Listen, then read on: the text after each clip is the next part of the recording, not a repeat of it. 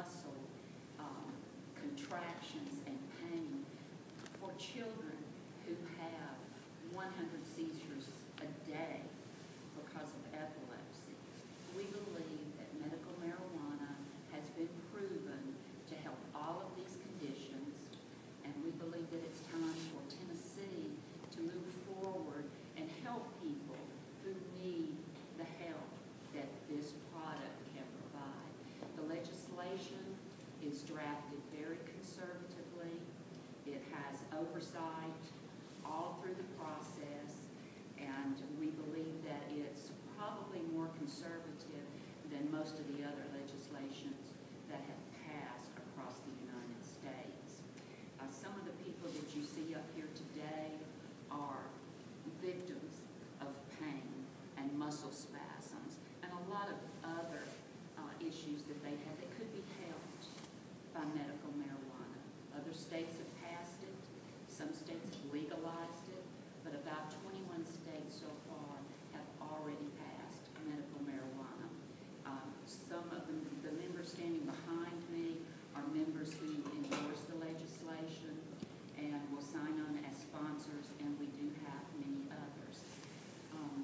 I guess at this point, I can either tell you about the bill a little bit more, you can ask me questions, and the other members probably will have something to add to it. No? Representative Bowie, we've talked, when you first filed this bill, do you have any Republican support yet? We think that we'll probably have some.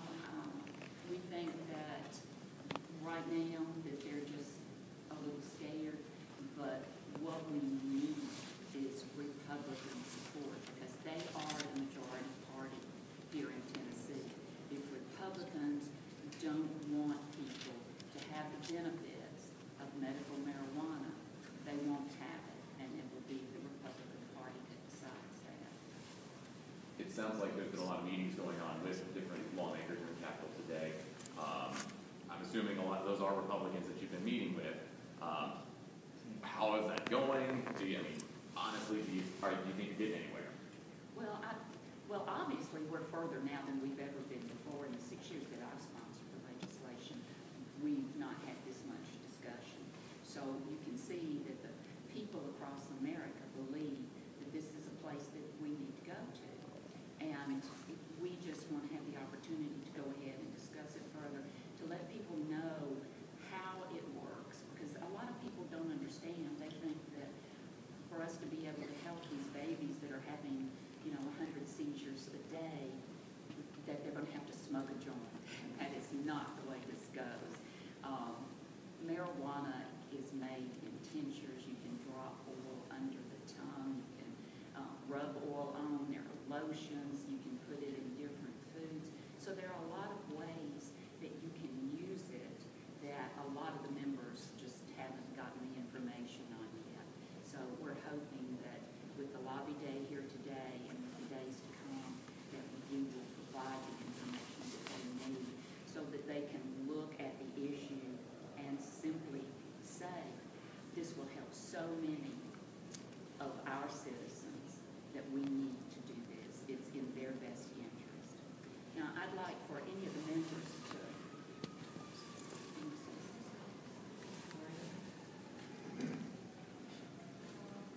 what really pushed me forward on this issue is my father suffered from MS for 50 years, and he had a lot of pain for a lot of years. I think he was FBI. I don't think he would have done it if it was illegal, but if it were legal, it would have been something that could have helped him. So I think that we need to help folks if we can do it. Yeah,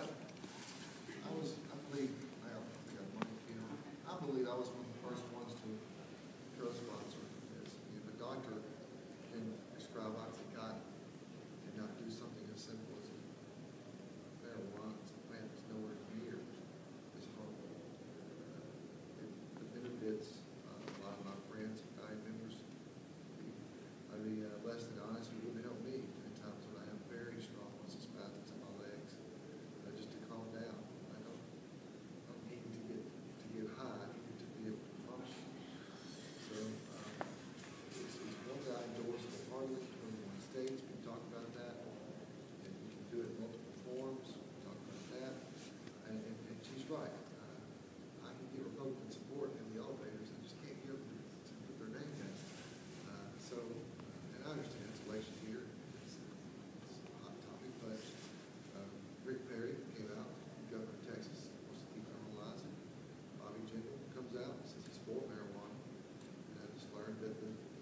the Supreme Court comes out on the ballot. So there's a move in this nation. I have 187 emails on this so far. Not one against it. All for it. Not one against it. That doesn't say something about it's time for Tennessee to move forward. I don't know what does. So I'm grateful that Representative Jones brought this legislation forward, and I'm looking forward to helping to really hopefully get out. When it comes to my subcommittee, I think we're just 1 or 2 votes away from getting it out of that, and we can introduce that. So, Well, it's just common sense to me that any substance has medicinal value and can deal with some horrible health care conditions, that we ought to be open to that. And I voted for this bill previously. It came out of our subcommittee 1 year. To me, I just learned today that I have a family that moved to Colorado because they had an infant who was going to benefit from this kind of therapy. I also had a constituent who is a faculty member at Vanderbilt who has a son who suffers from hundreds and hundreds of seizures each month. And he explained to me about how an oral substance, cannabis, can eliminate those seizures. Well, to me, it makes no sense not to recognize that and to make provisions in our state law so that that can be available to these citizens that need this care.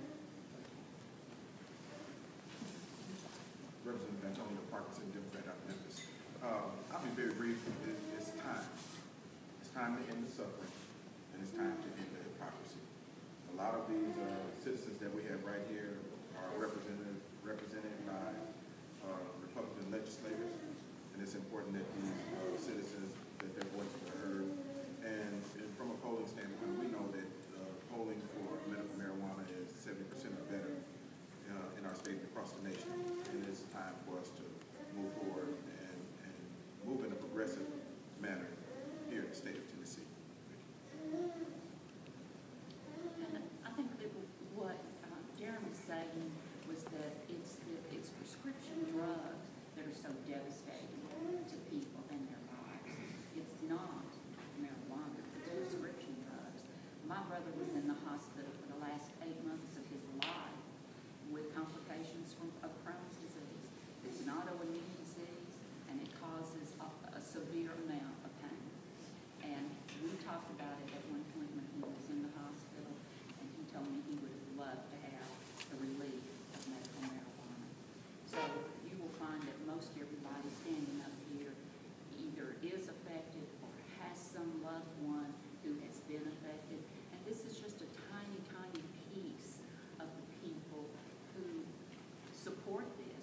I don't think, like Darren, I don't think we've had anybody call and say no to us on the legislation.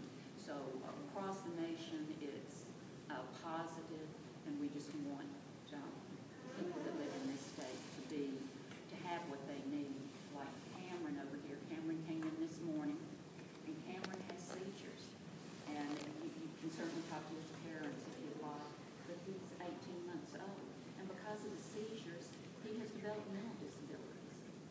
And we can stop all of that. It's been proven that as soon as you start medical cannabis for these children, that they start seeing some relief from the effects of all of these seizures. Bernie, did you want to say something? As Representative Jones has said, this issue is being considered seriously and respectfully really for about the first time, I think. And we've had excellent conversations with Republican House and Senate members, and those conversations will continue. The disease and suffering that will be eased by our medical cannabis program knows no political bounds. And we've spoken with Republican legislators whose own families are affected by diseases that this bill will serve. To just repeat Representative Odom, right now in the South, we have Republican legislators carrying medical marijuana bills in South Carolina, Georgia, and Florida.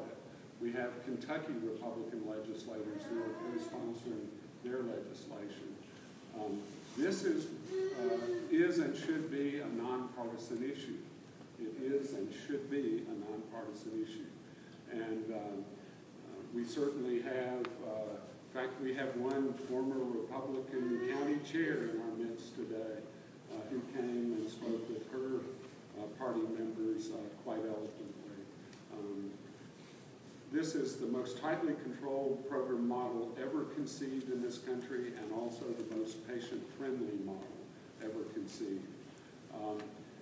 In 10 years, if there's still any states that don't have medical marijuana programs, I hope they'll look to Tennessee, as now some are looking to Colorado for how to do these programs right. Two last points. Tennessee never scheduled marijuana as a Schedule I drug, which at the federal level says the drug is highly toxic, highly addictive, and has no medical benefit. The state of Tennessee has always classified cannabis as a Schedule VI drug, which is about as far from Schedule I as you can get. The other thing everyone should know is that Tennessee is one of 8 states that actually ran a medical marijuana program in the 1980s for 6 years, receiving our cannabis from the University of Mississippi Cannabis Farm funded by the federal government. That program ran without incident and was only disbanded in the late 80s when thousands of AIDS patients applied for these programs and the federal government decided to suspend provision of cannabis because of the large number of patients. So our experience has always been positive in this state. As a small farmer, the impact on small farmers and small farm communities from a well-regulated medical cannabis program is undeniable. The legislature is considering a hemp bill this year also. Hemp farming might bring a farmer thousands of dollars gross per acre. A medical cannabis operation will bring them hundreds of thousands of dollars per half acre. And I can do that math. So again, there are many people